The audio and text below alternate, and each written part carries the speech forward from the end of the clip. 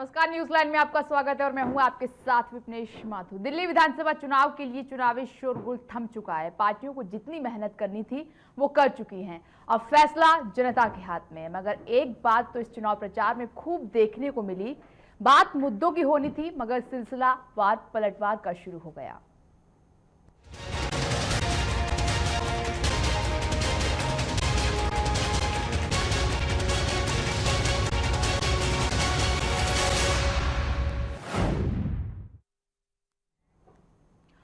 7 फरवरी को वोट डाले जाएंगे, 10 फरवरी को परिणाम सामने निकल कर आ जाएंगे। बेचैनी पार्टियों में बरकरार है क्योंकि नेताओं को राजधानी में चिंता इस बात की हमेशा रहती है कि दिल्ली की जनता क्या फैसला सुनाएगी, क्योंकि राजधानी में हमेशा नतीजे सोच से परे आते हैं। दिल्ली विधानसभा का चुनाव प्रचार काफी रोचक रहा। आरोप प्रत्यारोप, दावे वादे और खूब देखने को मिले और साथ ही देखने को मिला पोस्टर वॉर। एक रिपोर्ट देखिए।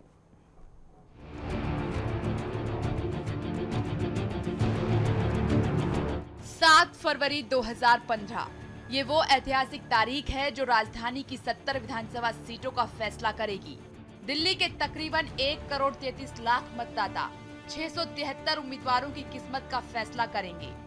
बीजेपी, कांग्रेस और आम आदमी पार्टी को मिलाकर कुल 8 पार्टियां मैदान में हैं। मैदान में उतरी पार्टियों में मुकाबला आम आदमी पार्टी और बीजेपी के बीच माना जा रहा है, जबकि कांग्रेस तीसरे नंबर पर नतमस्तक है। हालांकि ज्यादातर सर्वे में आप बहुमत को पाती नजर आ रही है, मगर परिणाम से पहले कुछ भी कह पाना मुश्किल है, क्योंकि पोलिंग बूथ तक पहुंचने से पहले तक मतदाताओं का मूड पल पल बदलता है। और इस बात से भी इनकार नहीं किया जा सकता कि 2015 के ये विधानसभा चुनाव 2013 में हुए विधानसभा चुनाव से ज्यादा कांटे के साबित हो सकते हैं। इस कांटे की टक्कर में अपनी बेहतरीन रणनीति के लिए मशहूर बीजेपी के राष्ट्रीय अध्यक्ष अमित शाह भी कुछ बेचैन नजर आ रहे हैं। शाह ने सरकार के कामों का बखान करते हुए कहा है कि बीजेपी जो कहती है वो करती है, इसलिए उसे कई राज्यों में लगातार जीत मिली है। केजरीवाल को झूठ बोलने की आदत है, वो जो कहते हैं वो करते नहीं। बच्चों की कसम खाई तोड़ दी, बंगले के लिए कहा वो भी ले लिया। 49 दिन बाद वैगनार से SUV आ गई। यूपीए के कार्यकाल में 10 साल में पेट्रोल डीजल के रेट नहीं घटे, लेकिन बीजेपी की सरकार में पेट्रोल डीजल की कीमतें कम हुई। चुनाव प्रचार में इस्तेमाल हुए हथकंडों की बात करें तो बीजेपी, आप और कांग्रेस तीनों पार्टियों ने एक दूसरे पर कीचड़ उछालने का कोई भी मौका नहीं छोड़ा है, बल्कि ऐसे ऐसे हथकंडों का इस्तेमाल किया है जिनका स्तर काफी गिरा हुआ था, जैसे कि पोस्टर वॉर के जरिए आम आदमी पार्टी और बीजेपी ने खूब एक दूसरे पर छीटाकशी की। इन आरोप प्रत्यारोप की राजनीति में एक बात तो साफ हो गई कि दिल्ली विधानसभा चुनाव में बीजेपी और प्रधानमंत्री नरेंद्र मोदी की प्रतिष्ठा दांव पर है और बीजेपी इस चुनाव को हर हाल में जीतना चाहती है। वहीं बात आम आदमी पार्टी की जाए तो पिछले साल के लोकसभा चुनाव में आम आदमी पार्टी की जबरदस्त हार हुई थी। केजरीवाल ने दिल्ली में 49 दिन सरकार चलाने के बाद अचानक सत्ता छोड़ दी, जिससे पार्टी और केजरीवाल की छवि काफी खराब हुई। एक समय पार्टी के नेताओं के बीच आपसी मतभेद और आन की लड़ाई से पार्टी का वजूद खतरे में पड़ गया था। मगर इस बार के चुनाव में आपकी कायापलट कैसे हुई, इस बारे में आपके नेता का कहना है कि आम चुनाव में गलतियां हुई। पार्टी को दिल्ली में सत्ता छोड़ने से पहले हमें जनता के पास जाना चाहिए था।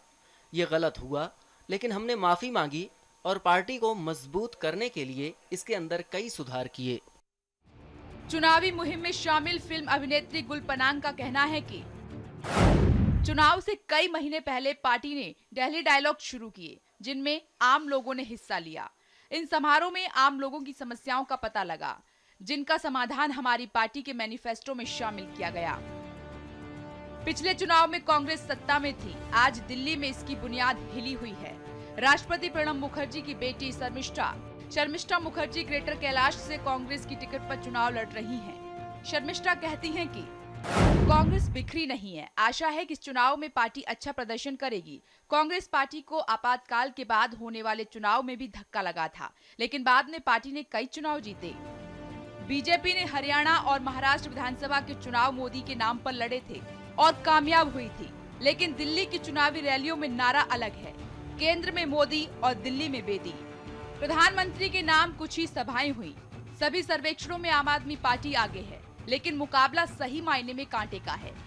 क्योंकि इस बात से भी इनकार नहीं किया जा सकता कि केजरीवाल ने कई यू टर्न लिए हैं। जो कहा वो किया नहीं।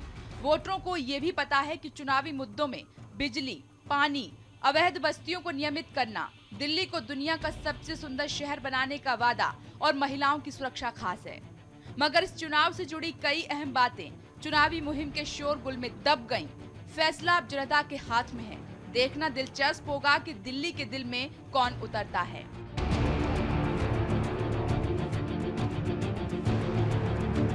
विप्नेश माथुर, चैनल वन न्यूज। चुनाव प्रचार खत्म हो चुका है। पार्टियों को, नेताओं को जितनी मेहनत करनी थी उन्होंने कर ली है और चुनाव प्रचार में हमने दिलचस्प एक फाइट देखी। नए नए हथकंडे अपनाए गए, आरोप प्रत्यारोप किया गया और खुलकर जो फाइट है वो मैदान में की गई। और एक बात तो है कि इस बार जो चुनाव होने जा रहे हैं, क्योंकि 7 फरवरी को वोटिंग है, 10 फरवरी को परिणाम सामने निकल कर आ जाएंगे। देखना दिलचस्प होगा कि दिल्ली की जनता ने अपने दिल में किसको उतारा है। भले ही सर्वे कुछ और कहानी कह रहे हैं, मगर ये कह पाना बहुत मुश्किल है कि दिल्ली की जनता में के दिल में दरअसल क्या चल रहा है, क्योंकि कहा जाता है कि कोई नहीं जान पाया आज तक कि दिल्ली की जनता क्या सोचती है और क्या करती है और दिल में क्या रखती है। जब नतीजे सामने निकल कर आते हैं तभी असल तस्वीर सामने निकल कर आती है। जानने की कोशिश करते हैं कि नेताओं के दिल और दिमाग में क्या चल रहा है, क्योंकि बेचैनी रहती है जब तक रिजल्ट सामने नहीं आ जाता। इसी पर चर्चा करने के लिए हमारे साथ खास पैनल स्टूडियो मौजूद है। हमारे साथ बीजेपी के नेता संदीप दुबे मौजूद हैं, कांग्रेस के नेता अनुज आत्रे जी मौजूद हैं, आम आदमी पार्टी के नेता भूपेंद्र यादव जी मौजूद हैं, साथ ही हमारे साथ अर्थशास्त्री राकेश भान जी मौजूद हैं। आप सभी का बहुत बहुत स्वागत है इस खास चर्चा में। संदीप जी, सबसे पहला सवाल आपसे ही है, क्या चल रहा है मन में, क्योंकि चुनाव प्रचार खत्म हो चुका है, एक नई रणनीति देखने को मिली आपकी ओर से राजधानी में। देखिए, हमारी जो नई रणनीति पे चर्चा हो रही है, हम यही कहेंगे कि सब हमारा तो नारा ही था सबका साथ और सबके विकास को लेकर हम राजनीति कर रहे हैं। मोदी जी का ही नारा है। और हमारी जो चुनावी हलचल है, इस हलचल में एक बात तो स्पष्ट हो गई है इस बार के इलेक्शन में कि भाजपा को स्पष्ट बहुमत मिलेगी। उसके पीछे जो कारण है वो मैं बता रहा हूँ कि देखिए, लोग बीजेपी पे जो भी आरोप लगाए आम आदमी पार्टी के लोग, लेकिन सच्चाई यही है कि हमने जनता के बीच जाके और जनता को बताने की कोशिश करी है कि कौन स्थिर सरकार दे सकता है और किसके सरकार से दिल्ली मजबूत होगी और कौन दिल्ली को विकास का जो मॉडल है किसने दिया है और कौन ठोस आधार पे विकास की शुरुआत कर सकता है। क्योंकि दिल्ली वाकई में देखिए, दिल्ली की एक इतिहास भी रही है जिसकी केंद्र में सरकार रही है, बराबर दिल्ली में उसी की सरकार बनी है। तो ये भी बहुत इंपॉर्टेंट है, वो सारी चीजें हमारे फेवर में जा रहे हैं। और उससे भी बड़ी बात है हमारे कार्यकर्ता जो बूथ स्तर पे हमने देखा लोकसभा के इलेक्शन में, अभी जहां जहां विधानसभा हुए इलेक्शन वहां पे देखा हमारे कार्यकर्ता बूथ स्तर पे जो बूथ मैनेजमेंट कमेटियां काफी सशक्त हैं और काफी अच्छा काम करती हैं, जिसके बदौलत हम कई बार कहीं कहीं हारी हुई बाजी भी जीत जाते हैं। तो लोगों के मन में जो शंका है उसको मैं दूर करते हुए यही कहना चाहूंगा कि अब निडरता के साथ हमारी पार्टी और सब हम एकजुट होके एक साथ होके ये दिल्ली को जीतने की तैयारी कर रहे हैं उन लोगों से जो लोग झूठे वादे से पूरे दिल्ली को गुमराह कर चुके हैं। खत्म हो गया है, तैयारी तो आपने कर ली है। नहीं, अभी 2 दिन और 2 दिन बचा हुआ। हमारे कार्यकर्ता तो उस दिन तक नहीं सोएंगे जब तक एक एक बूथ पे जो एक एक वोट है डल नहीं जाता। मगर ये क्यों कहा जा रहा है कि जो रणनीति में बदलाव हुआ, जिस मोदी लहर पर आप सवार थे, दिल्ली में आते आते वो लहर पर आप सवार नहीं हुए, किरण बेदी को फ्रंट पर आपने लाकर खड़ा कर दिया। एक वजह ये भी मानी जा रही है कि किरण बेदी को लाने से आपको फायदा होने की वजह नुकसान हो गया है। देखिए, ये विरोधियों द्वारा चलाई गई एक भ्रम है और साजिश है, एक मिथ्य है जिसको फैलाया जा रहा है विरोधियों द्वारा। किरण दीदी जैसा नेक, ईमानदार और सबसे बड़ी बात उनकी सबसे विशेषता है कार्य करने की उनमें क्षमता है, शैली है। जो शैली और क्षमता अरविंद में नहीं दिखती। अरविंद सिर्फ बोलने की शैली में महारत उनको हासिल है। तो हमने दिल्ली को बेहतर दिल्ली दिया है, बेहतर दिल्ली देखने का एक जज्बा दिया दिल्ली वालों को। और खासतौर से महिला सुरक्षा की बात जब दिल्ली में होती है तो एक महिला से ज्यादा इस दिल्ली को और कौन समझ सकता है कि दिल्ली में महिलाओं की क्या समस्या, उनसे कैसे लड़ा जाता है। और देखिए, साफगोई से जिस तरह किरण जी हर मुद्दे पे बोलती हैं, अपनी बेबाक अंदाज में अपनी बातें कहती हैं, तो सिर्फ कहती नहीं है, वो घोषणा नहीं है, वो उनके अंदर दिखता है, जज्बा दिखता है कि वो पूरा करेंगे। आरोप लगाया कि किरण बेदी का जो रोड शो हुआ उसमें लोगों की भीड़ कम आई इसलिए वो भावुक हो गई। देखिए, हम तो भाड़े, हमसे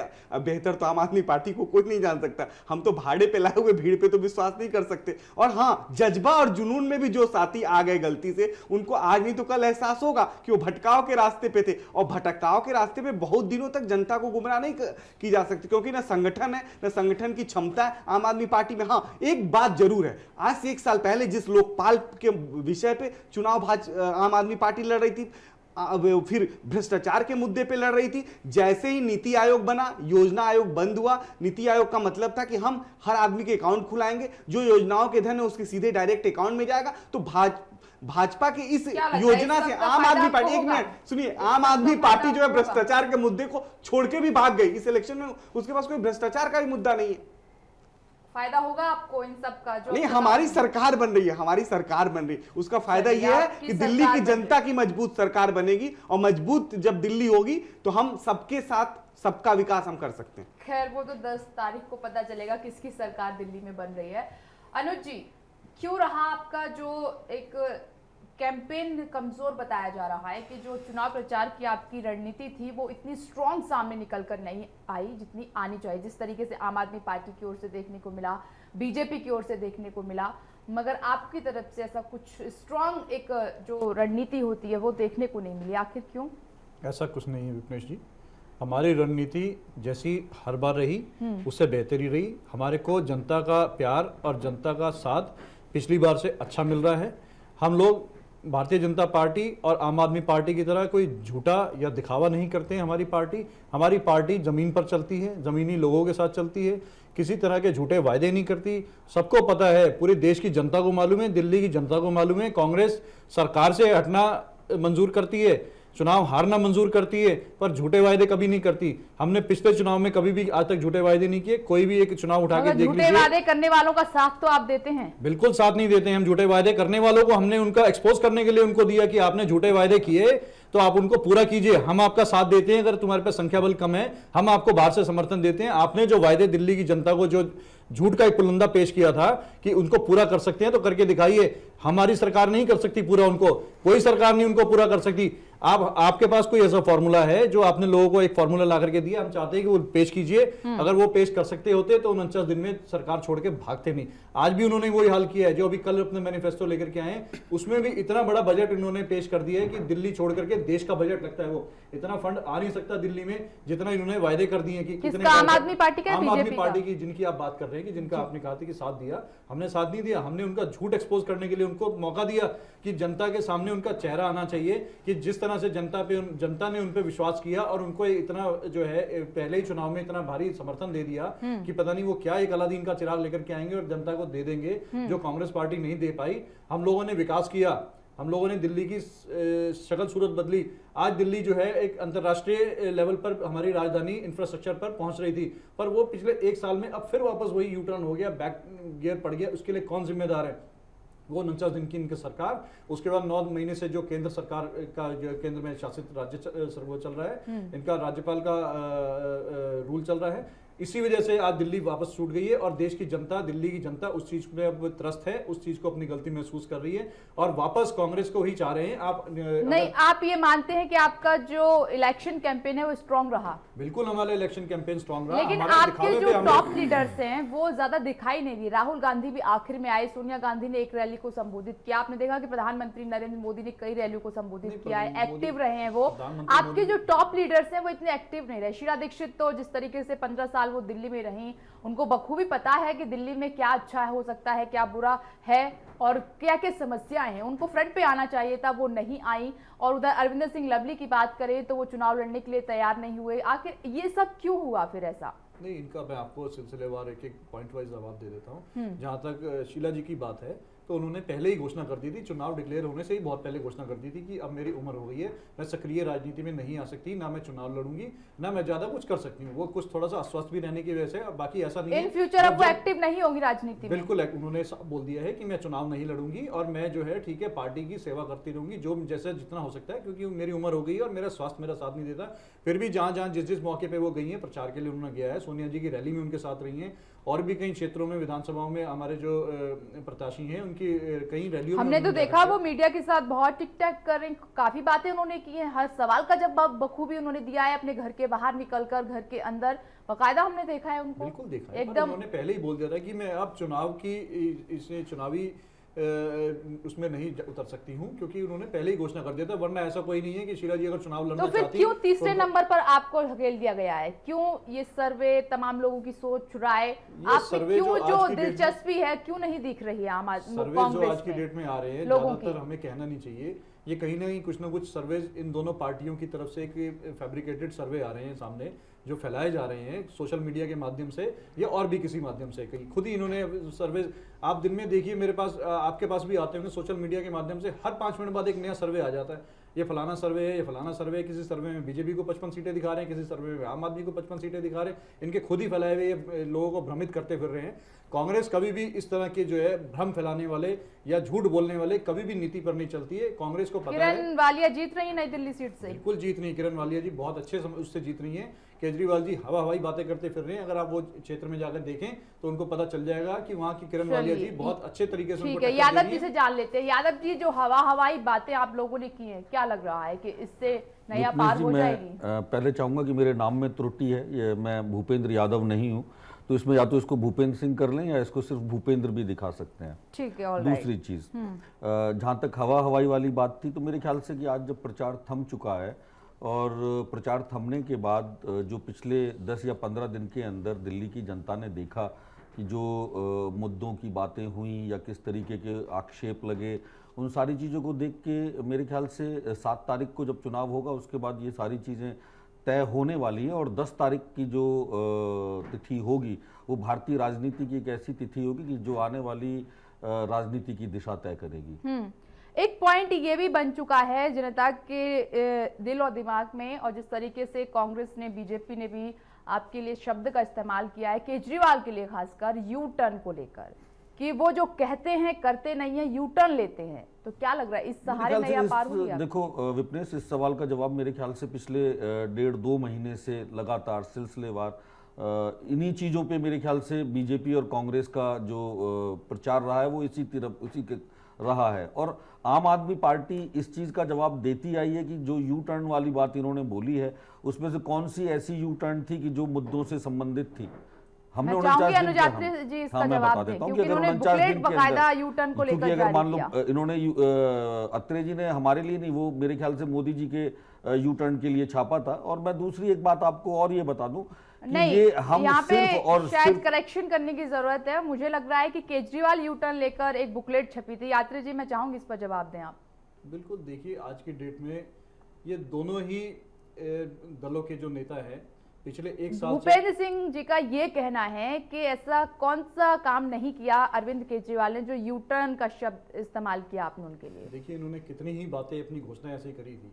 सबसे पहले जन लोकपाल को लेकर के इन्होंने सबसे बड़ा मुद्दा अपना उठाया था, जिस वजह से इन्होंने लोगों का किया था।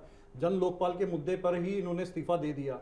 हम इनसे कहते फिर रहे थे कि आप असंवैधानिक तरीके से ये अपना बिल लेकर के आ रहे हैं, हम तुम्हारा साथ दे रहे हैं, इसको पास करवाइए। राज्यपाल ने इसमें इसकी अनुमति देने से मना कर दी। इनको दिख रहा था कि ठीक है, प्रधानमंत्री कुर्सी दिख रही थी, इनको लग गया कि भाई ठीक है फटाफट अब मेरे लोकसभा के चुनाव आ रहे हैं।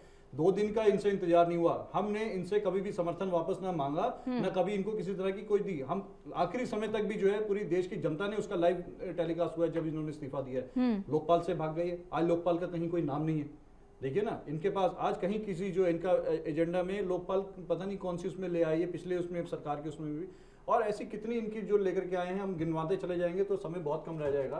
दिल्ली की जनता देखती है, देश की जनता जानती है कि केजरीवाल जी कहते कुछ हैं, इनकी कथनी और करनी में कितना अंतर हो जाता है। आज ये मैनिफेस्टो लेकर के आए हैं, ये अच्छे से जानते हैं कि मैं ऐसे लोगों को फिर से दोबारा से ये झूठे सपने दिखा रहे हैं कि दिल्ली का उतना बजट ही नहीं है। जो इन्होंने जितनी घोषणाएं कर दी अपने मैनिफेस्टो में, और केजरीवाल जी एक IRS ऑफिसर हैं। आप ये कहने की कोशिश कर रहे हैं कि जनता को बहकाया गया है? बिल्कुल बहका रहे हैं। इनके पास बजट ही नहीं है। इनका आ रहा था कि आप कैसे ही इन वादों को पूरे करेंगे। अब इन्होंने बोल दिया कि हम जो है अपना रेवेन्यू बढ़ाएंगे, हम टैक्स बढ़ाएंगे लोगों से। खुद ही बोल रहे हैं, एक तरह से व्यापारियों को धमका रहे हैं। एक तरफ बोलते हैं कि हम वैट की कोई रेड नहीं करेंगे। इनका झूठ आपको मैं बताता हूँ। इन्होंने बोला कि हम एक भी वैट की जो है सेल टैक्स की किसी भी व्यापारी के ऊपर रेड नहीं करेंगे। 49 दिन के शासनकाल में, मेरे पास लिस्ट है इनकी, हमने निकलवा रखी है, 160 जगह इन्होंने रेड करवाई। वैट कमिश्नर ने उन 49 दिनों में जितनी मीटिंग ली है, शायद अपने 2 साल के कार्यकाल में किसी कमिश्नर ने नहीं ली होंगी। 49 दिन के अंदर 4 बार बड़ी बड़ी मीटिंग दिल्ली के व्यापारियों को बुला करके, जिसमें मैं भी शामिल रहा हूं, बुला करके एक साफ तौर पे उन्होंने कहा है कि सरकार का हम पे दबाव है, हमें रेवेन्यू बढ़ा के दीजिए। आप जितना, उन्होंने स्पष्ट बोला है, आप जितना पिछले सालों में देते आए, हमें नहीं पता तुम्हारी सेल बढ़े ना बढ़े, आप सेल बढ़ा करके दिखाइए और हमारे पास वो टैक्स बढ़ा करके, वैट टैक्स बढ़ा करके दीजिए। यानी कि आप ये कहने की कोशिश कर रहे हैं कि जो आपने नाम दिया वो बिल्कुल सही दिया अरविंद केजरीवाल को। बिल्कुल सही है। उस बात चलिए ठीक है, उस बात मैं इस पर जवाब लूंगी भूपेंद्र सिंह से। उससे पहले राकेश भांजी, आपसे मेरा सवाल ये है कि ये कहा जा रहा है कि आपने देखा कि दिल्ली का जो चुनाव प्रचार हुआ है बेहद दिलचस्प रहा, आरोप प्रत्यारोप इसमें देखने को मिले, सर्वे कुछ और कहानी कह रहे हैं, और ये भी कहा जा रहा है कि केंद्र में बीजेपी की सरकार है, अगर बीजेपी के फेवर में ये रिजल्ट नहीं आता है तो अर्थव्यवस्था कहीं ना कहीं डगमगा सकती है। नहीं, इस पर मैं सिर्फ इतनी टिप्पणी कहूंगा कि हमारा मुल्क अब एक मैच्योर फेडरल डेमोक्रेसी बन चुका है। जरूरी नहीं है कि जो केंद्र में सरकार है वही स्टेट में हो। आप अगर इतिहास देख लीजिए, जब एनडीए सरकार केंद्र में थी, शीला दीक्षित की कांग्रेस सरकार दिल्ली में थी और एमसीडी बीजेपी के अंडर थी, तो ये जरूरी नहीं कि जिसकी केंद्र सरकार उसी की स्टेट की सरकार हो और एमसीडी हो। 3 अलग अलग पार्टियों की भी हो सकती हैं, उसमें कोई गलत नहीं है। और जहां तक अब इकोनॉमी की बात कर रहे हैं, जो इन्वेस्ट करता है वो एक स्टेबिलिटी चाहता है, स्थिरता चाहता है, पॉलिसी क्लियर होनी चाहिए। अगर पॉलिसी क्लियर नहीं हो तो उसके लिए नुकसान है। और जहां तक पॉलिसी क्लियर हो, वो आपकी सरकार हो या बीजेपी सरकार हो या कांग्रेस सरकार हो, क्लैरिटी ऑफ पॉलिसी जरूरी है। सरकार किसी की भी हो, मैं ये स्टॉक मार्केट एक दिन के लिए ऊपर नीचे जा सकता है, लेकिन लंबे तौर पर इसका असर नहीं दिखता मुझे। मगर सवाल ये भी उठ रहा है हर किसी के जहन में कि इससे कहीं ना कहीं प्रधानमंत्री नरेंद्र मोदी की साख पर असर पड़ेगा। अगर ऐसा हुआ तो भले ही अभी रिजल्ट नहीं आया, कुछ भी हो सकता है, मगर एक अनुमान के तौर पर इसको देखा जा रहा है, क्योंकि प्रधानमंत्री नरेंद्र मोदी की सरकार जब से बनी है तब से स्टॉक मार्केट की बात करें, जिस तरीके से शेयर बाजार में एक उछाल आया है और हर तरीके से एक पॉजिटिव जो संकेत है वो निकल कर आ रहा है अर्थव्यवस्था के लिए, तो वहां पर कहीं ना कहीं यहाँ पर झटका लग सकता है।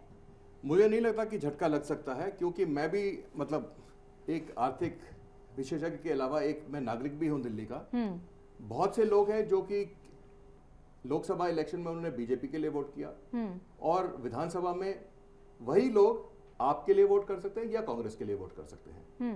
और ज्यादातर बहुत सा मैंने लोगों से बात की, उन्होंने वोट मोदी जी के लिए तो केंद्र के लिए किया, लेकिन दिल्ली के लिए वो कहते हैं वो आपको देंगे। मैं ये नहीं कह रहा कि कांग्रेस को नहीं देंगे, लेकिन वो मैंने कम सुना है।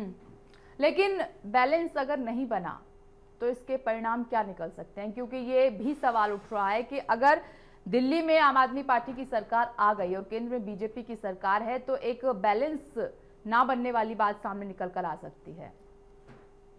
ऐसा है, एक डेमोक्रेसी में ये होता है कि केंद्र में एक सरकार हो और स्टेट में दूसरी हो और एमसीडी लोकल लेवल पर तीसरी हो। इसमें कोई मुझे डरावनी बात नहीं दिखती कि निवेश भारत में बंद हो जाएगा या दिल्ली में बंद हो जाएगा, ऐसा कुछ नहीं होने वाला। चलिए, ऐसा कुछ नहीं होने वाला, मगर अभी मात्र चर्चा हो रही है, परिणाम 10 फरवरी को आएंगे। सवाल और भी बरकरार हैं, हम जानेंगे इन सवालों के जवाब, मगर हम रुक रहे हैं एक छोटे से ब्रेक के लिए, फौरन लौटते हैं। आप देखते रहिए चैनल वन।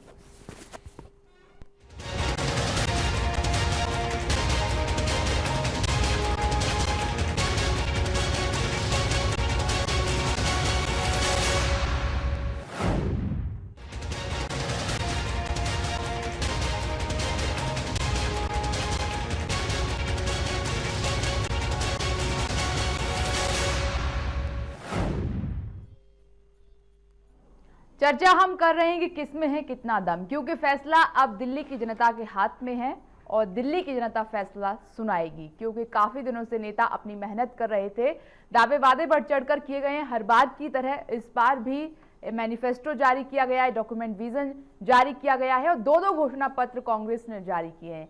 जनता किसके घोषणा पत्र पर विश्वास करेगी या फिर विजन डॉक्यूमेंट पर विश्वास करेगी, ये साफ हो जाएगा बहुत जल्द। सवाल संदीप जी आपसे है।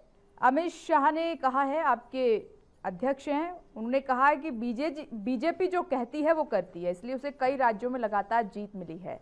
केजरीवाल को झूठ बोलने की आदत है, वो जो कहते हैं वो करते नहीं। बच्चों की कसम खाई, तोड़ दी। बंगले के लिए कहा, वो भी ले लिया। 49 दिन बाद वैगनार से एसयूवी में आ गए। यूपी के कार्यकाल में 10 साल में पेट्रोल डीजल के रेट नहीं घटे, लेकिन बीजेपी की सरकार में पेट्रोल और डीजल की कीमतें कम हुई। इस बार हमने ये देखा और आखिर में भी अमित शाह ने वही बात की कि इस बार आपका जो फोकस था, आपका जो ध्यान था, वो मुद्दों पर कम बल्कि आरोप प्रत्यारोप पर ज्यादा लगा रहा। उसके पीछे रीजंस है। इसको आप आरोप प्रत्यारोप कह रही हैं, हम कह रहे हैं कि हम इसको जागरूकता की तरह, जागरूकता अभियान की तरह चला रहे हैं। हमने तो ये इस बात को एक दूसरे तरीके से लेते हैं। जो अन्ना के आंदोलन थे, जो मुद्दे थे कि हम व्यवस्था परिवर्तन करेंगे, देखिए मानसिक परिवर्तन से व्यवस्था परिवर्तन हो सकता है। और जब इसी बात को लेके राजनीतिक पार्टी बनी, आम आदमी पार्टी बनी, अच्छे लोग आए, बड़ी उम्मीद जगी कि वो लोग बड़ा अच्छा काम करेंगे। लेकिन जैसे ही उन पर उम्मीद जनता ने लगाया, वो सारे उम्मीदों को एक एक करके तोड़ते गए। जिन भ्रष्टाचार के खिलाफ लड़ाई लड़ी, वो भ्रष्टाचार का मुद्दा छोड़ दिया। ऐसे सारे मुद्दे एक एक करके तोड़ते गए। तो हमारी एक नैतिक जिम्मेदारी है। हमारी जब सरकार बनी, प्रधानमंत्री जी माननीय नरेंद्र मोदी जी बने, तो जो काम ये लोग सत्ता में आने के बाद कह रहे थे कि मैं करूंगा, वो आने के बाद उन्होंने शुरू कर दी। उन्होंने मानसिक परिवर्तन से व्यवस्था परिवर्तन की लड़ाई पहला प्रधानमंत्री लड़ रहा है। इस चीज को आप देखिए, हमने सफाई अभियान शुरू करी, हमने कहा कि सबके साथ से सबका विकास होगा। क्यों? क्योंकि महात्मा गांधी जब आजादी की लड़ाई लड़ रहे थे, तो उनकी आजादी की लड़ाई में जब उन्होंने कहा कि अंग्रेजों भारत छोड़ो, तो उन्होंने पूरे भारतीयों से कॉल करी थी और कहा था कि हम सब भारतीय अगर निर्णय ले लें कि हमें आज से गुलाम नहीं रहना है, तो दुनिया की कोई ताकत हमें गुलाम नहीं बना सकती। उसके बाद एक भारत को प्रधानमंत्री आज मिला है जो कह रहा है कि हम सब लोग अगर निर्णय ले ले कि इस देश की व्यवस्था बदलनी है, इस देश को हमें स्वच्छ बनाना है, इस देश से भ्रष्टाचार मिटाना है, तो हम सब जिस दिन मानसिक तौर पे तैयार हो जाएंगे और ऐसा लीडर हमारे पास है, देश बदल जाएगा। अब इसमें अरविंद केजरीवाल कहां से आ गए? क्योंकि वो तो भाग रहे हैं, मुद्दे छोड़ रहे हैं। तो उस मुद्दों को लेकर जनता के बीच तो नहीं जाना पड़ेगा। इस बार तो डट गए हैं वो दिल्ली नहीं, कहीं नहीं डटे। आप देखिए, मैं बेहतर तरीके से मैं आपको बताऊं कि वो कहीं नहीं डटे। आप ये देख लीजिएगा, ये शगुफे की जो राजनीति है, वो अभी जैसे ही 10 तारीख का रिजल्ट आएगा और 7 को जनता जब वोट डालेगी, वो दूध का दूध पानी का पानी हो जाएगा। क्योंकि ये हवाई किले हैं और हवाई किले बहुत जल्दी ध्वस्त हो जाते हैं, क्योंकि इस किले में कोई जान नहीं होती है। झूठ बोल के आप एक बार गुमराह कर सकते हो, दूसरी बार जनता फंस सकती है, लेकिन बार बार जनता, दिल्ली की जनता वैसी नहीं है कि आपके बहकावे में आ जाए, आपके झूठ पे आ जाए। यहां तो सबको दिख रहा है कि भाई दिल्ली को अगर बेहतर बनाना है तो हमें अपने प्रधानमंत्री के साथ चलना चाहिए, और एक बार जनता भरोसा जरूर करेगी भारत के प्रधानमंत्री के बातों पे। संदीप जी, मेरा सवाल आपसे ये था कि लोकसभा चुनाव में और जो अदर स्टेट असेंबली इलेक्शन हुए थे, उनमें आपका जो पूरा फोकस था वो मुद्दों की आप बात करते थे। प्रधानमंत्री नरेंद्र मोदी मुद्दों की बात करते थे, विपक्षी पार्टियों पर आपका कोई ध्यान नहीं था। और ये कहा जा रहा है इसी की वजह से बीजेपी को फायदा हुआ, जबरदस्त फायदा हुआ। मगर दिल्ली में आकर देखा कि आपकी स्ट्रेटेजी चेंज हो गई, आप जो बातें किया करते थे उनमें बदलाव आ गया, मुद्दों की बात आपने कम की और दूसरों पर ध्यान ज्यादा लगा दिया, उस पर आप फंसकर रह गए। तो ये कहा जा रहा है कि बीजेपी को शायद इसका खामियाजा भुगतना पड़े। नहीं विपनेश जी, हमने बिल्कुल यहाँ मुद्दों पे राजनीति करी। हम एक ऐसा चेहरा लेके आए। किरण बेदी जी हमारी ऐसी नेता हैं जो महिला की बात हो या जो भ्रष्टाचार के विषय पे बात हो या जो भी समस्याएं हैं, उन सभी समस्याओं को उन्होंने डट के सबके दिल्ली वालों के सामने रखा है। हमारी स्ट्रेटजी में कहीं कमी नहीं रही है और हम लोग मिलजुल के, सब लोग एक होके, संगठित होके आज चुनाव लड़ रहे हैं। और इसका आपको दिख रहा है। पूरे जो मीडिया आज से 10 दिन पहले क्रिटिसाइज करती थी किरण बेदी जी के आने से पहले कि आपके पास दिल्ली में कोई नेता नहीं है, किरण बेदी जी के आने के बाद दिल्ली कितनी मजबूत स्थिति में पहुंची है। दिल्ली की महिलाओं को एक ताकत मिला है। कह रहे हैं आपने, शत्रुघ्न सिन्हा का एक स्टेटमेंट आया है, वो पढ़ा, सुना क्या आपने? नहीं, मैंने सुना है। उनकी बातों को तोड़ मरोड़ के ना पेश किया जाए। वो साफगोई से अपनी बात रख रहे हैं, तो राजनीति में मीडिया ने कोई तोड़ मरोड़ कर पेश नहीं किया है, कोई तोड़ मरोड़ कर पेश नहीं किया है। लेकिन मैं जहां तक आपको बताऊं, उन्होंने ये कहा, मैं आपको बता दूं, उन्होंने कहा है कि अगर किरण बेदी की जगह डॉक्टर हर्षवर्धन को लाया जाता तो ज्यादा अच्छा होता, और अगर कुछ ऊपर नीचे होता है तो कैप्टन के सिर पर तो जो भी पूरा है, जो भी इल्जाम रहेंगे या फिर जो भी परिणाम निकल कर आएंगे, ठिकरा तो कैप्टन के सिर ही फूटता है, बचा नहीं सकते आप। यानी कैप्टन यानी कि पीएम की तरफ उनका इशारा था। देखिए, जो दिल्ली की राजनीति है उसको समझते हुए सही समय पे मैं किरण बेदी जी का आना पार्टी के लिए सबसे शुभ संकेत है। और आज मानिए भाजपा ही एक ऐसी पार्टी है जहां पे सबके दरवाजे खुले हुए हैं, और पार्टियों में ऐसा आपको देखने को नहीं मिलेगा। जैसे अरविंद केजरीवाल की आम आदमी पार्टी का कांग्रेसीकरण हो गया, हाँ, आज वो कांग्रेस की तरह दिखती है, जात पात की राजनीति वहां शुरू हो गई है ना। तो ये चीजें भाजपा तो आपको एकमात्र ऐसी नहीं पार्टी है दिखेगी। जिनके पास नेताओं का अभाव हो गया है। नहीं, दिल्ली नेताओं के का अभाव चुनाव नहीं में हुआ, इनके नेताओं पास का अभाव कैंडिडेट्स नहीं का है। अभाव हो गया। ये नई पीढ़ी दिल्ली के लिए चुनाव में अच्छा इनके पास संदेश है मुख्यमंत्री कि नई चेहरे का पीढ़ी जो अभाव हो अच्छा गया। कर सकती है, जो दिल्ली के अच्छा चुनाव कर में रही है, इनको हर उन सीट सबको पे भाजपा में उनका स्वागत है। दूसरी इसको पार्टियों आप से इंपोर्ट दूसरे करके नेता तरीके लाने से पड़ ना रहे लेना। हैं। अपने नेताओं पे इनको अविश्वास हो गया है। कोई पार्टी का इनको कितनी ही सीटों पे इनको दूसरे दलों से नेताओं को लाके टिकट देनी पड़ी। मुख्यमंत्री कैंडिडेट इनको इंपोर्ट करके लाना पड़ा। कहां से कांग्रेस समझ पाती, तो कांग्रेस आज जो हंस रहा है किरण बेदी जी के डिक्लेयर होने से एक हफ्ता पहले तक ये सब कहते रहे किरण बेदी जी के डिक्लेयर होने से और आम आदमी प्रदेशों पार्टी में पे मोदी जी कितना के प्रभाव चेहरे पड़ा। पर मोदी जी के आम नाम पर आदमी वोट की मांगा। क्रेडिबिलिटी हम सामने आई दिल्ली है। में भी वो उन्हीं के कैसे चेहरे पर बार बार मांगेंगे, बार क्योंकि झूठ दिल्ली में बोलते इनके गए। पास कोई उन्होंने नेता नहीं किरण था। बेदी तक को अचानक नहीं किरण छोड़ा। बेदी इनको ऐसे मिल किरण गई। बेदी तक अलादीन को का आम चिराग आदमी मिल पार्टी गया के और लोगों उन्होंने ने कहा नहीं कि छोड़ा। हम किरण बेदी के नाम पे तो मांगेंगे। इससे शर्म अब की 4 और दिन बात पहले क्या हो फिर ये सकती है? कहते हैं कि हम महिला किरण के बेदी के ऊपर नाम पर उन्होंने नहीं टिक्का मांगेंगे, हम टिप्पणी मोदी करी। जी के नाम और पे ये मांगेंगे। महिला के पक्षधर रहते थे आम आदमी पार्टी के लोग। तो आम आदमी पार्टी का पोल खुला है किरण बेदी आज के आने भारतीय के बाद। जनता तो पार्टी इससे को बेहतर अपने नहीं ऊपर हो विश्वास सकता था नहीं है, दिल्ली। अपने नेताओं पे विश्वास नहीं है, इनके मुद्दे पर विश्वास नहीं है। इनको नहीं पता हमें किसके नाम पर वोट मांगना है। कभी बोलते हैं हमने मोदी के नाम पे मांगना है, कभी बोलते हैं मोदी के नाम पर नहीं, बेदी के नाम पे मांगेंगे। अब फिर वापस मोदी के नाम पर मुद्दों पे राजनीति मांगेंगे। करिए। आप लोग बार-बार मुद्दों को भटकाते हैं। कंफ्यूज हो गई है राजधानी में आते बहुत ज्यादा कंफ्यूज हो गई, इनको भूपेंद्र अविश्वास सिंह हो गया, इनका कॉन्फिडेंस खत्म हो गया, क्योंकि भूपेंद्र जी कुछ इनको कहने दिख रहा है की कि अब ये कोशिश हाथ से मैं- निकल रही है सत्ता। मैं यही नहीं, सारी आपके चीजें पास आ रही, कांग्रेस जीत रही है। बिल्कुल जीत रही है, हम वाह, आपको दिखा देंगे 10 तारीख मतलब को ये जो है जनता भी दिल्ली का कुछ वोटर सुन रही होगी, दिल्ली का उसको वोटर बड़ी हंसी साइलेंट आ रही वोटर होगी है। जिस कि समय कांग्रेस दिल्ली के का लोग वोटर आज साइलेंट भी वोटर है, कुछ समझने को समझदार तैयार वोटर नहीं है। है। दिल्ली के और वोटर ने सीख देख इन्होंने लिया अभी है तक कि नहीं एक ली साल है। में कुछ भी कांग्रेस सीख नहीं ली। क्या कांग्रेस कांग्रेस की सरकार- जीत नहीं सकती? आम क्या आदमी संदीप पार्टी जी का आप तो मजाक के कांग्रेसीकरण तौर हो पर गया। इसको ले रहे हैं। हाँ, ये बिल्कुल, इन आम लोगों आदमी का है, पार्टी का ये कांग्रेसीकरण हो इन गया। लोगों अब का आम अहंकार, आदमी पार्टी को इन लोगों ममता का बनर्जी की अहंकार जरूरत ऊपर हो से गई, लेके नीचे तक नीतीश के कुमार जी की कार्यकर्ताओं में जरूरत हो इनका गई, मुलायम सिंह यादव की जरूरत हो गई, सबकी जरूरत हो गई आम आदमी पार्टी को। तो इस तरह का माहौल जी, बना के खराब भूपेंद्र किया जा रहा है जी, देश का माहौल। जी देखिए, मैं जो अभी जिस तरीके से बहस चल रही थी, मैं आपको बताऊं कि जैसे किरण बेदी जी के आने से और आरोप प्रत्यारोपों से ये बहस शुरू हुई थी। संदीप ने बहुत अच्छे से जोर शोर बचा के कहा कि किरण बेदी जी के आने के बाद आम आदमी पार्टी की पोल खुल गई। हकीकत तो ये कि पोल किरण बेदी जी के आने के बाद बीजेपी की खुल गई, जिसकी शुरुआत मनोज तिवारी जी से लेके मुखी साहब से, हर्षवर्धन जी से, विजय गोयल से होते होते आज शत्रुघ्न सिन्हा साहब के साथ तक आई। नंबर 1। नंबर 2, इन्होंने बोला कि शत्रुघ्न सिन्हा साहब के बयान को आज तोड़ मरोड़ के दिखाया गया है। आज उसको ये तोड़ना मरोड़ना बोलते हैं, और उन्हीं के प्रधानमंत्री जी 2 दिन बोलते हैं कि कुछ बाजारू सर्वे करके, वो भी उन्होंने एक आक्षेप पत्रकारों के ऊपर लगाया।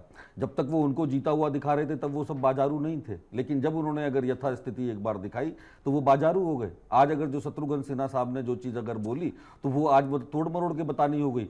दूसरी चीज़, बीजेपी की, क्योंकि ये वैसे बहस का मुद्दा नहीं है, क्योंकि फिर ये आरोप प्रत्यारोप की तरफ चली जाती है, क्योंकि पूरे चुनाव के दौरान जितने भी आरोप इन्होंने हमारे ऊपर लगाए, हमने उन सब का जवाब देते हुए जनता के बीच में ये जाके बताने की कोशिश की कि भाई अगर आम आदमी पार्टी अगर जीतती है तो वो किन किन मुद्दों पर आपके बीच में आना चाहती है, क्या वो करना चाहती है। उसके लिए हमने जो पहले, जब मैं कभी आपके पास इस चर्चा में आया तो तब पूछा गया था कि हमारा घोषणा पत्र नहीं है, लेकिन उस घोषणा पत्र की शुरुआत करने से पहले हमने दिल्ली डायलॉग शुरू किया। दिल्ली डायलॉग हमने स्पेसिफिक इश्यूज पे भी शुरू किया और वहां से हम निकाल के लाए कि दिल्ली की जनता आज की तारीख में क्या चीजें साजती है। भूपेंद्र जी, एक बात बताइए, एक सवाल का जवाब। मेरी अगर बात आपको पूरी हो जाने बहुमत दीजिए। नहीं आता, आप मेरी कांग्रेस से समर्थन मेरी लेंगे कि नहीं लेंगे सरकार बनाने पूरी में? बात इसमें अपने आप को बहुत ज्यादा मेरे ख्याल से जो मुद्दों की हम बात कर रहे थे, उन ये मुद्दों बहुत की बड़ा बात मुद्दा मैं है, अभी इस आपका मुद्दे इसका का भी जवाब जवाब जनता दूंगा, जानना मैं उसका चाहेगी। जवाब भी दूंगा अभी आपको। जिस तरीके से इन लोगों ने आरोप की राजनीति की, हमने मुद्दों की राजनीति की, जिस तरीके से जनता के बीच में हम गए, उसका नतीजा आज आपके सामने है। दूसरी बात, जो इन्होंने अभी सवाल किया साथ देने का, ये एक काल्पनिक कपोल सवाल, मतलब कपोल कल्पना का सवाल है कि जिसके बीच में ये पूछ रहे हैं कि हम इसका, संदीप जी बात सुन लीजिए पहले, संदीप जी सुन लीजिए, संदीप जी कांग्रेस की अभी इतनी सीटें आ जाने दीजिए कि वो इस स्थिति में हो, नंबर 1, और दूसरी आप अपनी इतनी सीटें बचा लीजिए कि आपको ये ऐसी स्थिति आए कि जहां आपको लगे कि इस तरीके से सरकार बने, क्योंकि आम आदमी पार्टी की बहुमत से सरकार बनने वाली है, पहली बात। दूसरी बात, इतने अहम मुद्दे यहां ऐसे स्टूडियो में बैठ के तय नहीं होते हैं। ये थोड़ा आप राजनीतिक विश्लेषक भी हैं, राजनीतिक पार्टी से जुड़े हुए हैं, इन चीजों को भी आप समझ लें। ये आप बैठ के और मैं बैठ के तय नहीं करते कि यहां पर कैसे होगा। तो आज नहीं, सवाल तो सीधा सा है, कई पूछ भी रहे हैं आपसे कि हाँ, तो पिछली बार आपने मना किया था, हमारा हमारा इसका जवाब ये है, फेवर में नहीं आया तो क्या समर्थन लेंगे? प्रश्न ही पैदा नहीं होता कि अगर यहां पर हमारे फेवर में ना आए, बहुमत से 10 तारीख को सरकार बनने वाली है, और इसके अलावा कोई किसी तरीके की संभावना नहीं है, हमें किसी के साथ और मदद की फिलहाल आवश्यकता नहीं है। हम अगर अपने पड़ी दम तो, पर अगर पड़ी तो विपिन जी, पड़ेगी मुझे याद उसके आता बारे है में जब बात हमारे करेंगे। जब अगर इस नरेंद्र तरीके मोदी की जी बात बनारस अगर से लोकसभा आएगी लड़ रहे तब थे अगर और हम बात अरविंद जी वहां करेंगे इस गए बारे थे, के। तो एक सर्वे अरविंद जी ने निकाला था 63% लोग जो बनारस के हैं अरविंद केजरीवाल अरे जी को संदीप चाहते भाई, हैं। अब मुद्दों की बात कर लो, आपको मौका मिल रहा है दिल्ली की जनता को बताने के लिए। आप अभी भी आज चुनाव खत्म हो जाने के बाद भी सिर्फ और सिर्फ इसी चीज में उलझे हुए हैं। बार कैसे कैसे और जनता को यही गुमराह किया कैंपेनिंग, जाता है, इनसे सीखना यही पड़ेगा, आपको तो बहुत कुछ सीखना पड़ेगा, और वाकई आपने बहुत कुछ सीखा भी है हमसे। चलिए, ऐसी बात आप है, जवाब है नहीं ऐसी। दे रहे हैं, और हम मैं अनुज राजनीति जी से करना भी पूछ लेती सिखाएंगे हूँ, फिर आपको। उसके बाद मैं राकेश भांजी से सवाल करूंगी। अनुज जी, क्या आप समर्थन देंगे आम आदमी पार्टी को अगर जरूरत पड़ी तो? देखिए, जनता ने अगर हमें मैंडेट दिया हम सरकार बनाएंगे, मैंडेट नहीं दिया तो हम विपक्ष में बैठेंगे। बाकी इसका अभी ऐसे समर्थन देंगे या नहीं? क्योंकि कई मर्तबा आपके नेता मना कर चुके हैं कि नहीं, इस बार ऐसा कुछ नहीं होगा। बिल्कुल हमारी पार्टी का स्पष्ट वो आ चुका है। आपने भी शायद एक बार चर्चा में कहा कि नहीं, ऐसा कुछ नहीं होने वाला है। बिल्कुल पार्टी के वरिष्ठ नेताओं की तरफ से स्पष्टीकरण आ चुका है कि हम किसी भी प्रकार का कोई भी समर्थन नहीं देंगे। आप पीछे भी उठा के देखिए, जम्मू कश्मीर में हमारी पार्टी कभी भी, कांग्रेस की पार्टी जो है हमारा, कभी भी सत्ता की तरफ हम लोग भागते नहीं है।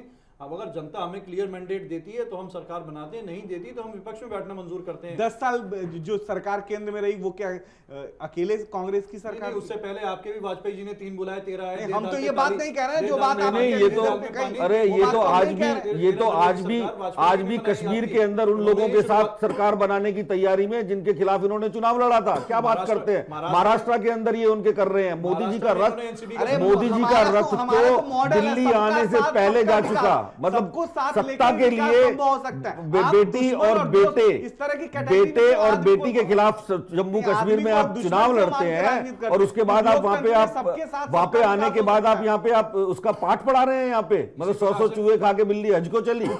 मतलब आप बताना चाहते हैं कि आपने जिस तरीके से चुनाव लड़ा, आपने जिस तरीके, नफरत की भाषा आपसे ज्यादा कोई नहीं जानता। चुनाव से करीब दिल्ली जैसे शहर में हिंदू मुस्लिम दंगे देखे।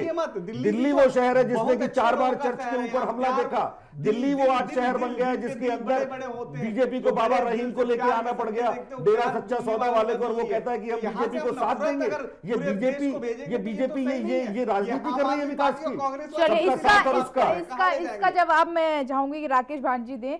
राकेश भांजी, क्या कि समर्थन लेना देना इसमें कोई गुनाह है? जिस तरीके से सवाल उठ रहे हैं, ये अक्सर पार्टियां उठाती हैं कि जी उन्होंने आखिर में समर्थन ले लिया, जरूरत पड़ी, भले ही उन पार्टियों को भी जरूरत है, कोई समर्थन दे रहा है तो कैच कर लेती है, मगर फिर ये आरोप प्रत्यारोप क्यों?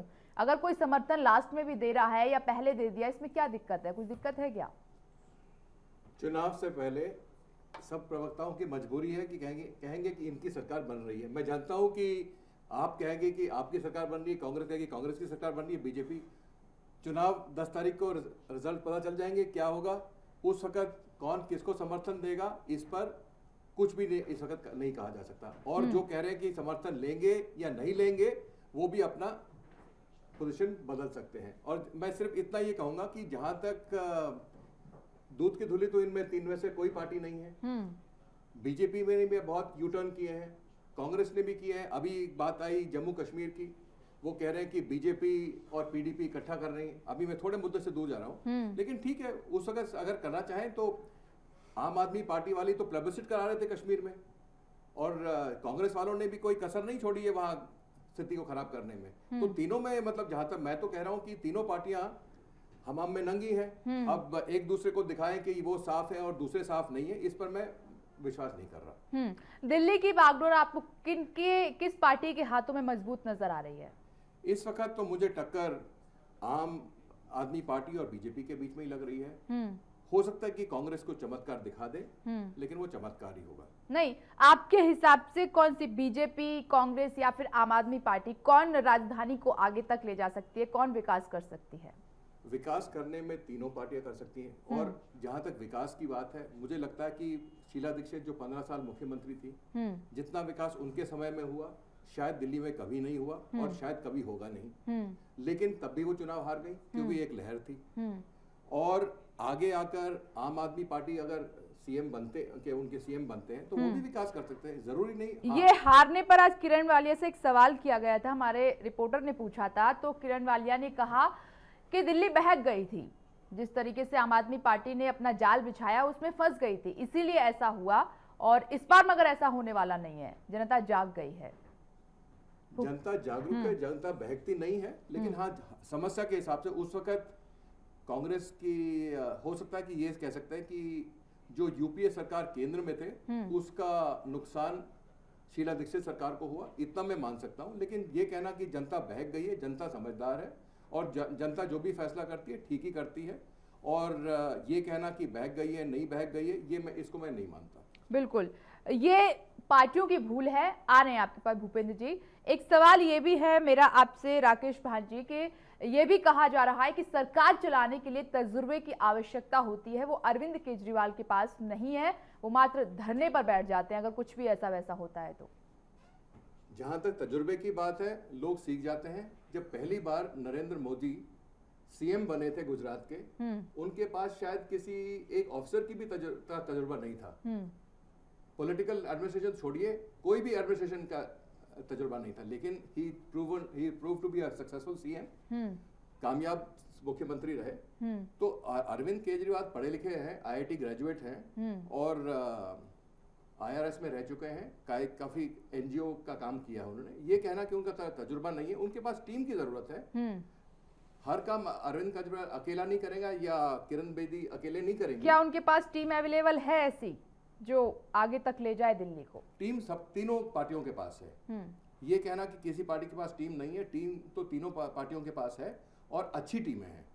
भूपेंद्र जी, आप कुछ कहने की कोशिश कर रहे थे। हाँ, मैं जिस चीज़ से ये शुरुआत हुई थी बहस में, उसी में थोड़ा सा ये जोड़ना चाहता हूँ कि एक तो जैसे तजुर्बे की अगर आपने बात बोली, तो तजुर्बे वाली बात तो मेरे ख्याल से सिर्फ मात्र एक अभिमन्यु है हमारे यहाँ, जिसका उदाहरण है कि जो माँ की गर्भ से ही चक्रव्यूह वेधन का जो तजुर्बा लेके आया था। बाकी तो सब लोगों ने यहीं से सीखा। दूसरा, जो 49 दिन के अंदर इस सवाल जवाब के अंदर दोनों चीजें कवर हो जाती हैं, टीम की भी और उनकी काबिलियत को लेके भी।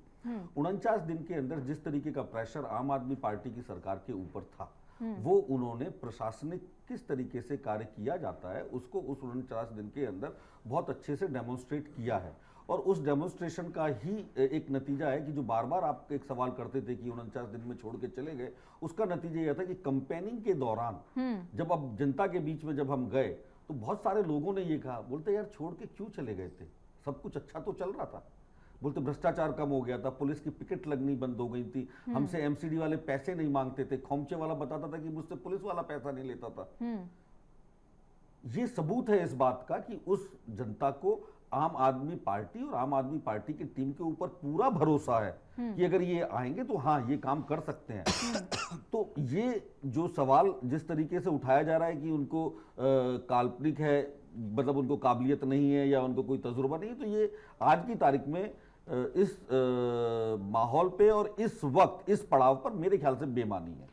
भूपेंद्र जी, एक सवाल का जवाब दीजिएगा कि पिछली बार आपका मुद्दा रहा लोकपाल, इसको लेकर आप आए, भ्रष्टाचार आपका मुद्दा रहा, जोर शोर से आपने उठाया, मगर इस बार हमने देखा 2015 के चुनाव प्रचार में कुछ ऐसा नजर नहीं आया, आपने उस तरीके से नहीं उठाया जैसे कि पिछली बार उठाया था। बहुत धन्यवाद। महिलाओं की सुरक्षा को लेकर एक जो स्ट्रॉन्ग व्यू आपका पॉइंट सामने निकल कर आना चाहिए था वो नहीं आया, बल्कि आपके नेता किरण बेदी को लेकर टिप्पणी कर जाते हैं। तो महिलाओं की सुरक्षा इस लिहाज से कैसे करेंगे? अगर महिला के साथ ऐसा वैसा होता है तो अरविंद केजरीवाल सड़कों पर नहीं उतरे। ये उम्मीद थी दिल्ली की जनता को कि अरविंद केजरीवाल दरअसल इतने संवेदनशील मुद्दे को लेकर धरने पर तो बैठेंगे, कम से कम अपनी आवाज तो उठाएंगे, मगर ऐसा कुछ देखने को नहीं मिला आपकी ओर से। नहीं, आप किस घटना की बात कर रही हैं? बिल्कुल, अगर महिलाओं के साथ कोई भी अगर बलात्कार की घटना हुई है, छेड़छाड़ हुई है, मैं आपको मैं आपको इसका जवाब देना चाहूंगा। देखिए, जो अभी उन्होंने बात जहां शुरू की थी, अच्छा हुआ आपने, मैं धन्यवाद दूंगा आपको कि मैं ये बल्कि कहना भूल गया था कि जो पिछली बार जब आपने बताया कि 15 साल के अंदर अगर कांग्रेस ने बहुत विकास किया था तो वो चुनाव क्यों हार गई, उसका विश्लेषण हो रहा था। तो मैं आपको उसको ये बताना चाहता हूं कि उस वक्त जो आप विकास की बात कर रहे हैं, उस वक्त लोग विकास से ज्यादा भ्रष्टाचार से त्रस्त थे और उस चुनाव के अंदर भी भ्रष्टाचार एक बहुत बड़ा मुद्दा था और वो भ्रष्टाचार का मुद्दा आज भी उतना ही बड़ा मुद्दा है। महिला सुरक्षा का मुद्दा भी आज भी उतना ही बड़ा है। इन तीनों सारी पॉइंट पर चीज- आपका फोकस कम कैसे रह गया? किसने इस बार? कहा फोकस कम हो गया? हमने देखा, मेरे ख्याल से आपको बिल्कुल नहीं, बिल्कुल हमने देखा। मैं आपसे भूपेंद्र जी, मैं इस आपको बात से कहना आप चाहूंगा कि इनकार आप हमारा नहीं कर घोषणा सकते। पत्र आप पढ़ सकते हैं। आप घोषणा हमारा पत्र में आपके सभी पॉइंट है, ये भी है कि आप दिल्ली को पूर्ण राज्य का दर्जा दिलाएंगे। विप्रेश जी, मैं ये आपको भी है बताना पॉइंट। चाहूंगा कि जो आपके महिला 70 जो पॉइंट आपने है, वो महिला बखूबी जो पढ़े हैं। आपने महिला वाली जो बात करी है, मैं आपको जानकारी देना चाहूंगा। तालकटोरा गार्डन के अंदर एक सिर्फ और सिर्फ इसी इशू के अंदर दिल्ली डायलॉग के तहत महिला सुरक्षा हमारा एक मुद्दा था। आप कैसे कहने की हमारा नहीं है? चलिए, आपके महिला साथ सुरक्षा क्या है? हमारे तीनों आज भी पॉइंट पर सर्वोपरि आम है। आदमी पार्टी स्ट्रांग दिखाई दी आपको? बिल्कुल बिल्कुल अनुजात्री बिल्कुल जी। बिल्कुल हम आज भी उससे बिल्कुल नहीं हटे चलिए, हैं। मैं अनुजात्री जी भ्रष्टाचार से सुरक्षा प्रतिक्रिया और इस पर ये ले महिला लेती हूं। सुरक्षा आज भी हमारा बिल्कुल सर्वोपरि मुद्दा है और हम बिल्कुल उससे पीछे नहीं हटे हैं। अनुजात्री जी, देखिए कितना सर्वोपरि मुद्दे इनके कितने हैं वो सब जनता देख रही है। केजरीवाल जी अगर किस तरह से जो है अपने आप को वो प्रचार अपना कर लेते हैं, एक झूठ बोल करके लोगों को अपने आप को हाईलाइट कर लेते हैं, उस चीज़ में बहुत बड़े माहिर हैं, बहुत बड़े खिलाड़ी हैं, बहुत बड़ा उस चीज़ का वो उनको बहुत अच्छी गेम आती है। इन्होंने बोला शासन का बड़ा अच्छा डिमॉन्स्ट्रेशन दिया, उनका शासन का करने का जो है डिमॉन्स्ट्रेशन हमने देख लिया था किस प्रकार से उन्होंने जनता दरबार लगाया इसमें सेक्रेटरीट में, और कैसे वो दरबार छोड़ करके ऊपर छत पे पहुंच गए। पूरा देश में एक जिन्होंने मजाक उड़ा दिया, हमारे देश का ना केवल देश में मजाक उड़ाया, अंतर्राष्ट्रीय स्तर पे हमारा मजाक उड़ा कि देखिए किस प्रकार से दिल्ली देश की राजधानी का और इनके मुख्यमंत्री नेता आशुतोष को भी दीवार फांग कर भागना दीवार पड़ा फांग था। करके भागने पड़ता है, क्योंकि इसलिए भागना पड़ता है कि ऐसी ऐसी झूठे बातें बोल देते हैं जब पब्लिक के बीच में जाते हैं तो लोग इनके गिरेबान पकड़ते हैं कि बताइए आपने ऐसा किया तो कैसे किया, और ऐसे बोला तो कैसे बोला, उसके बाद उनके पास जवाब नहीं मिलता। कितने ऐसे मौके आते हैं केजरीवाल जी नहीं, चुप्पी साध जाते केजरीवाल हैं। का तो ये जब इनसे- कहना था कि भीड़ इतनी ज्यादा थी कि मैं संभाल नहीं पाया, कुछ ना इसलिए मुझे कुछ भागना ऐसा कुछ पड़ा। ना कुछ इनके बाद में बहानेबाजी होती है, इसीलिए इनको यूटर्न नेता का नाम दिया गया, इसीलिए इनको उपाधि दी गई है। बिना किसी बात पे कोई किसी को उपाधि नहीं देता है, और किसी देश के नेता को नहीं मिली है जो केजरीवाल जी को ही मिली है। जी भूपेंद्र जी, ये मेरे ख्याल से जिस तरीके की ये बात कर रहे हैं अभी, मेरे ख्याल से अगर पुरानी क्लिप आपके पास पड़ी हो तो आप निकाल के देख लीजिएगा उस दिल्ली दरबार की।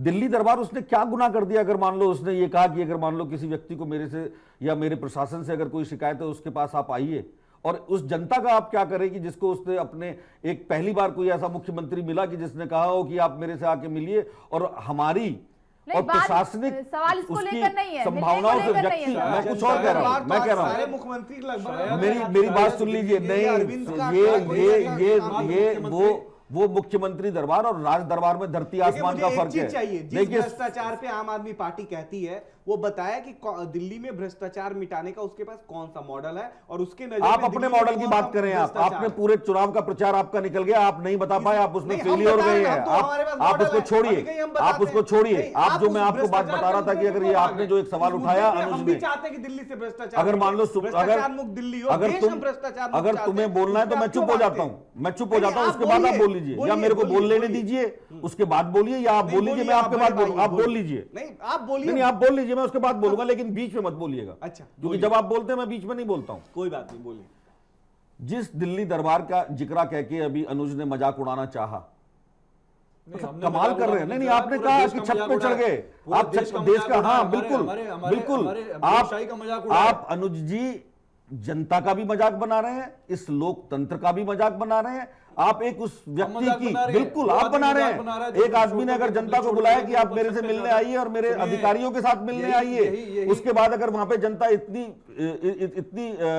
अधिक संख्या में आ जाती है कि जिसका मैनेजमेंट नहीं हो पाता, तो क्या किया जाए? वहां भगदड़ मच रही थी। वहां पे लोग जब एक एसीपी अरविंद के साथ आके खड़े होते हैं, एक मनीष सिसोदिया के साथ आके खड़े होते हैं, तो उन्होंने कहा कि आप वहां जाइए, आप हमारे पास मत आइए, आप वहां पे वो जो एक महिला जो भीड़ के अंदर गिर गई, आप उसको बचाइए। ये अराजक आदमी की पहचान है, या आपके तरीके से कि ये जो आप ये दामाद जी और उस तरीके की जो दरबार आप लगाया करते थे कि जो जनता, वो आपसे सीखना पड़ेगा। सीखना चाहिए था। जिस ठीक है, तरीके से एक पॉइंट संदीप जी आप का में सुन से लीजिए, कितने ऐसे लोग हैं, एक पॉइंट आप संदीप में जी से का सुन कितने लीजिए। लोग ऐसे हैं कि जो ठीक है, सोनिया गांधी से जाके मिल संदीप जी, सकते बोलिए, थे, जल्दी से बोलिए। मनमोहन सिंह जी से मुझे जाके एक मिल पॉइंट और सकते उठाना थे। है। अगर शीला दीक्षित जी से कोई अगर हमारा नागरिक मिल सकता था, शायद ही दिल्ली का यहाँ पे क्या बैठ किसी के आप राजनीतिक सिर्फ बात करने से ठीक है, क्या एक सवाल साबित मुझे नहीं और उठाना है होती। जल्दी किसी संदीप जी। प्रदेश आम आदमी मुख्यमंत्री से पार्टी मिलता हो। जिस तरह शुरू हुई थी और जो इसके मुद्दे थे, लोगों को बड़ा अट्रैक्ट करते थे। लेकिन धीरे धीरे धीरे धीरे ये वो मदारी के तमाशे निकले कि जो तमाशा तो अच्छा दिखा देता है, लेकिन जनता को पता चलता है कि इस तमाशे में कुछ है नहीं, है ना। तो इनकी तमाशे अब तो जनता को पता चल गए। और अब देखिए, अब जनता को फैसला करने दीजिए। और जो हमारे आम आदमी पार्टी के नेता हैं, बड़े भाई हैं मेरे, ये बोलते बहुत अच्छा है, बहुत अच्छे से आम आदमी पार्टी का पक्ष रखते हैं, लेकिन सच्चाई यही है आज की डेट में कि आम आदमी पार्टी ने दूसरों पे जितनी उंगली उठाई है वो अपने तरफ भूल गई कि हमें उंगली उठाने की। जल्दी से आप मेरे सवाल का जवाब दीजिए, समय कम है, कि इस बार आपने पोस्टर वॉर और ये जातिवाद जैसे शब्द का सहारा क्यों लिया, जब आपकी रणनीति और पार्टियों की तरह नहीं है, आप बिल्कुल अपने आप को अलग दिखाते हैं कि हम एक स्वच्छ राजनीति देंगे, स्वच्छ समाज देंगे, सब कुछ स्वच्छ देंगे, तो आखिर इनमें आपने इन शब्दों का इस्तेमाल क्यों किया, ये फाइट क्यों किया आपने? नहीं, जातिवाद का तो कांग्रेस ने, इसने बीजेपी ने किया था, इन्होंने जातिवाद का हमने तो नहीं किया। मेरे ख्याल से जानकारी गलत है, क्योंकि अगर जो कार्टून बनाया था उसमें जाति के ऊपर टिप्पणी उन्होंने करी थी, हमने तो नहीं कहा, हमने तो किसी को भी नहीं कहा। इन्होंने अगर जाति की टिप्पणी अगर करी तो इन्होंने करी। धर्म की राजनीति कर रहे हैं तो बाबा वाले राम डेरा सच्चा सौदा वालों को लाके ये कर रहे हैं, चर्च पे हमला करा के अगर कर रहे हैं तो ये कर रहे हैं, अगर मान लो हिंदू मुस्लिम दंगा करा के कर रहे हैं तो ये कर रहे हैं। ये मेरे ख्याल से तो हम पे जाति का ये वाला इल्जाम लगाना तो मेरे ख्याल से विपरीत गलत है। ठीक है, नहीं ये इल्जाम हमने नहीं लगाया, ये बीजेपी है। हाँ, मैं आपके लिए नहीं कह रहा हूँ, मैं बीजेपी के लिए कह रहा हूँ। और दूसरी बात तो आपने की, फिर आपको बाद में क्यों? आप मेरे को एक बात बताइए, इस लोकतंत्र के अंदर जो उसकी आत्मा है वो संवाद है। संवाद के लिए अगर हमने बताया कि हम ये चीज कहते तो आप उसमें बहस करो ना, तो सरकार छोड़ने आप से बताओ ना, हमने हमने ये गलत कहा है, हम ये गलत कर रहे हैं। लेकिन आज की तारीख में दिल्ली के चुनाव के अंदर हमने जो रणनीति अपनाई, बीजेपी को मजबूर किया है कि हमने यहाँ पे आए और आने के बाद वो बताएं अपना मुख्यमंत्री का वो क्यों, उनका वो कौन है, उसकी वजह समझ लीजिए आप। महाराष्ट्र का ये जिक्रा करते हैं, हरियाणा का जिक्रा करते हैं, लेकिन वहां पर क्या था, मैं आपको ये बताना चाहता हूं कि हमने इनको बताया कि दिल्ली के अंदर इनको मजबूर किया कि अपनी रणनीति बदलें और दिल्ली की जनता को बताएं कि अरविंद केजरीवाल के समक्ष कौन मुख्यमंत्री का केंद्र होगा। इस बार तीनों ही पार्टियों ने ऐसे हथकंडे अपनाए हैं चुनाव प्रचार के लिए जिनका लेवल काफी गिरा हुआ था। हमारे कांग्रेस पार्टी की तरफ से आप बता दीजिए, राकेश पार्टी की तरफ से भी ये काम नहीं हुआ। तीनों पार्टी नहीं, आप इन दोनों पार्टी अपना बचाओ तो फिर इस तरीके। राकेश मान जी, मेरा सवाल ये है कि जिस तरीके से चुनाव प्रचार में जो हथकंडे इस्तेमाल किए जाते हैं, जनता तो ये चाहती है पार्टियों से कि बिल्कुल मुद्दों पर फोकस रहे, लेकिन हम देखते हैं कि पार्टियों का मुद्दों पर फोकस ना रहकर ये इस तरीके के हथकंडों का इस्तेमाल किया जाता है। क्या ये सही है? ये बिल्कुल सही है और बहुत ही दुर्भाग्यपूर्ण बात है कि मुद्दों की जगह इन्होंने एक पर्सनालिटीज पर अटैक करना शुरू किया। और ये मैं जरूर कहूंगा कि वो जो एडवर्टाइजमेंट वो चाहे बीजेपी ने किया या आपने किया, इलीगल था या लीगल था वो मैं नहीं उस पर जाऊंगा, लेकिन it was definitely not tasteful. जिस तरीके से वो एडवर्टाइजमेंट निकले हैं, मैं कहूंगा कि टेस्ट ठीक नहीं था और शायद इनको इससे अच्छी तरीके से राजनीति करनी चाहिए थी, बचना चाहिए था पार्टियों। चलिए, आप सभी का बहुत बहुत शुक्रिया इस खास चर्चा में शामिल होने के लिए। अब तो खैर 7 तारीख को वोट पड़ेंगे और 10 फरवरी को परिणाम सामने निकल कर आएंगे। पता चलेगा कि दिल्ली की जनता ने किसको जिताया है, क्योंकि अब फैसला दिल्ली की आवाम के हाथ में है। अभी इतना ही, आप देखते रहिए चैनल 1 न्यूज।